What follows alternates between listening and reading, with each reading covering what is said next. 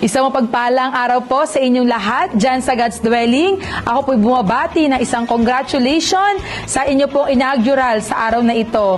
Muli, mga kapatid, tunay na katapatan ng Panginoon ay buhay sa ating mga buhay. He is faithful and just na tayo po'y muli nakapagpatayo na isang panambahan upang iproclaim ang kanyang pangalan at makilala ang kanyang pangalan sa Davao. Kaya po, muli binabati ko po ulit kayo ng congratulations na tayo po ay patuloy na magkaisa upang ipalaganap ang pangalan ng Panginoon sa ating bansang Pilipinas. Kaya po, patuloy po tayong panghawakan ng kanyang salita in Philippians 4, verse 19, that He is the God who will supply all our needs according to riches and glory of Christ Jesus. Maraming salamat sa buhay ng bawat isa as you celebrate the goodness and faithfulness ng Panginoon. Tayo po ay magsama-samang magpuri at magdakila sa kanyang pangalan lamang. Good morning, NKMC Global God's Dwelling. At higit sa ating Diyos na buhay, tunay ang kanyang pagpapala ay hindi nagmamalo sa simbahang ito. His faithfulness and goodness ay patuloy na nating nararamdaman. Kami po dito sa God's Tabernacle ay nakikiisa sa panibagong simbahang bubuksan dyan sa Pilipinas. Patuloy po tayo magsama-sama na dalhin ang ating buong pamilya, ang ating mga kakilala, ang buong Davao na makakilala sa ating Diyos na buhay. Sabi nga sa kanyang mga salita sa Philippians 4:13, we can do all things through Christ who strengthened us. Truly, mga kapatid, kaisa po ang God's Tabernacle na nakikiisa, nakikisaya at patuloy na susuporta sa God's Dwelling.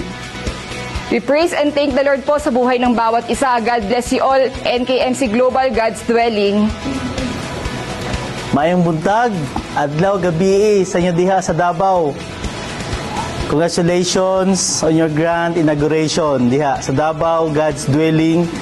May God bless this new beginning with wisdom, favor, and abundant success. Wishing you and pray you to continue growth, prosperity, and positive impact on every time you serve. Maglingkod po tayo sa ating Panginoon. Alam ko, papalaguin pa ng Panginoon ang ating simbahan dyan sa Davao. Sabi nga sa Proverbs 16 verse 3, commit on the Lord whatever you do, and He will establish your plan. God bless! Blessed morning po sa lahat. Kumusta po ang bawat isa?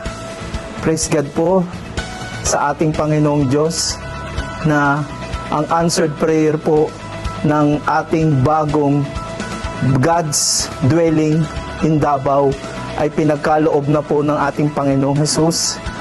He has a good and faithful heart na binigay niya po ang ating simbahan as our own NKMC building.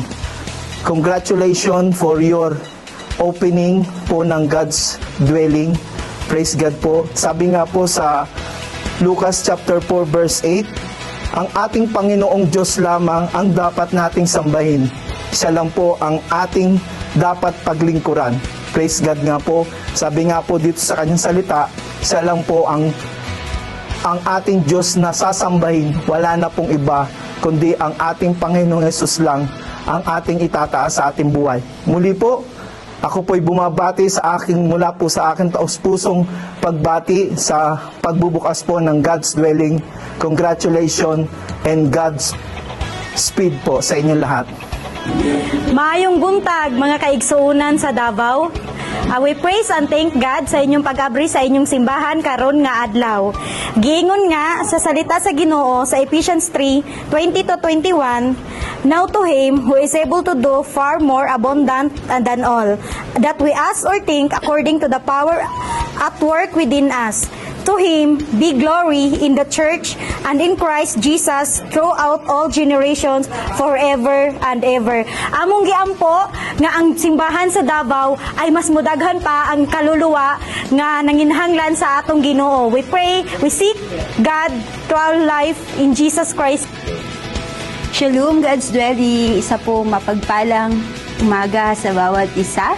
Ako po ay nagagalak at Ngayon po ay opening ng panibagong simbahan po ng NKMC Global, which is ang God's Dwelling po. Tunay nga po na napakabuti ng ating Panginoon at tapat po siya sa kanyang mga pangako. Ito po yung pag-open ng God's Dwelling ay katunayan lang po ng kanyang kabutihan, ng kanyang goodness at ang kanyang unfailing love po sa bawat isa. Nawa po ang God's Dwelling po ay maging tahanan po ng presensya ng ating Panginoon, kung saan po maraming buhay na magbabago, marami pong pusong manunumbalik sa ating Panginoon, at marami pong kaluluwa na maabot sa pamamagitan po ng God's Dwelling para po kay Heso Kristo. Amen po. And Isaiah chapter 43 verse 19 says, "See, I am doing a new thing. Now it is spring up. Do you not perceive it?" God bless po, God's Dwelling. Nimbag nga malem kada kayo amin, sa mapagpalang hapon po sa inyong lahat, God's Dwelling. Today is a living testimony on how God is faithful sa buhay ng bawat isa. And what was once a vision has now become a dwelling place where lives will be transformed, hearts will be restored, and His name will be glorified. Sabi po niya sa kanyang salita sa Psalms 126 verse 3, "The Lord has done great things for us and we are filled with joy." To God be the glory, and mula po sa NKMC Global God's Tabernacle, kami po ay nakikisa sa inyong inauguration sa umagang ito. And congratulations NKMC God's Dwelling. Patuloy po tayong maging beacon of hope, faith, and salvation for generations to come. God bless po. Hello everyone, isang mapagpalang araw po sa inyo dyan sa Davao. Kami po ay lubos na nagagalak at bumabati sa inyo ng congratulations for your inaugurations dyan sa God's Dwelling. Ang inyong pong lingkod ay si Deacon Reynan from God's Tabernacle, at nagsasabi sa kanyang salita na sa 2 Corinthians chapter 5 verse 7, "For we walk by faith, not by sight." Nawa mga kapatid, patuloy tayong lumakad sa pananampalataya natin sa ating Panginoon, at ganun din patuloy nating malakaran ang kanyang kagustuhan para sa atin. God bless everyone. More souls to Jesus.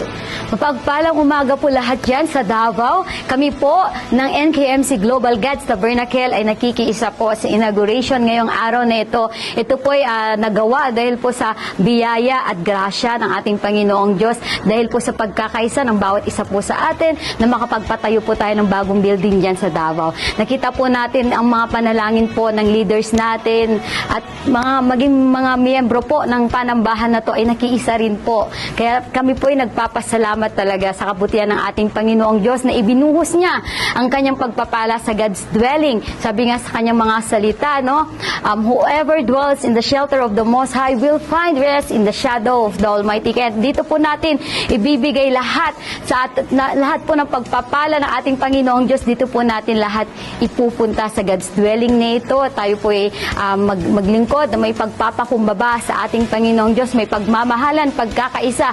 At ito po ang araw na ginawa ng ating Panginoong Diyos upang tayo ay magsaya. We will taste and see the goodness of the Lord dito po sa God's Dwelling. Kaya kami po ng NKMC Global God's Tabernacle, maging ang God's Rock and God's Sanctuary ay nakikisa po sa inyo dyan sa Davao.